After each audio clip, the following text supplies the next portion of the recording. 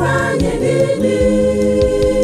Ewe Rabi, mwalimu mwema, ili niweze kurithi ufalme wa mbinguni. Swali alimuuliza Yesu yule Nikodemo. Yesu kamjibu kamwambia, lazima uzaliwe mara ya pili. Yesu kamjibu kamwambia, lazima uzaliwe mara ya pili. Nifanye nini? Ewe Rabi, mwalimu mwema, ili niweze kurithi ufalme wa mbinguni. Swali alimuuliza Yesu yule Nikodemo. Yesu kamjibu kamwambia, lazima uzaliwe mara ya pili. Yesu kamjibu kamwambia, lazima uzaliwe mara ya pili. Njoni nyote mbatizwe kwa majina kwa Roho Mtakatifu. Ndiyo njia pekee ya kupata uzima wa milele. Ndiyo njia pekee ya kupata uzima wa milele. Njoni nyote mbatizwe kwa majina kwa Roho Mtakatifu. Ndiyo njia pekee ya kupata uzima wa milele. Ndiyo njia pekee ya kupata uzima wa milele.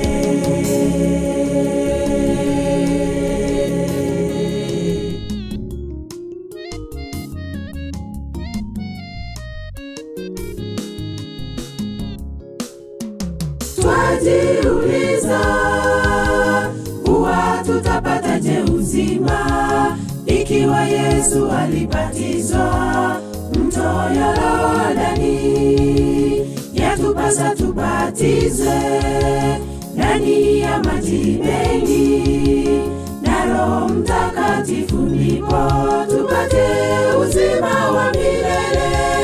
Na Roho Mtakatifu, ndipo tupate uzima wa milele. Twajiuliza, huwa tutapataje uzima ikiwa Yesu alibatizwa mto Yordani? Yatupasa tubatizwe ndani ya maji mengi na Roho Mtakatifu, ndipo tupate uzima wa milele. Na Roho Mtakatifu, ndipo tupate uzima wa milele. Njoni nyote mbatizwe kwa majina kwa Roho Mtakatifu. Ndiyo njia pekee ya kupata uzima wa milele.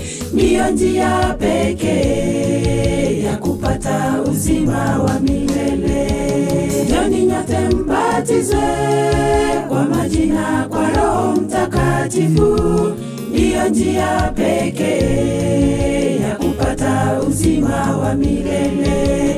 Ndiyo njia pekee ya kupata uzima wa milele.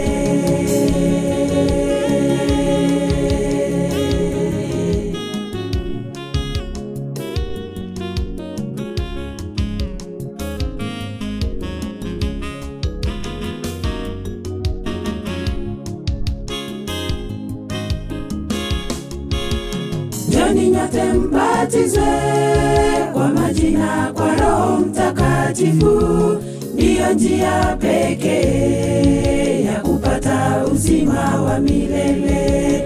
Ndiyo njia pekee ya kupata uzima wa milele. Njoni nyote mbatizwe kwa majina kwa Roho Mtakatifu. Ndiyo njia pekee ya kupata uzima wa milele.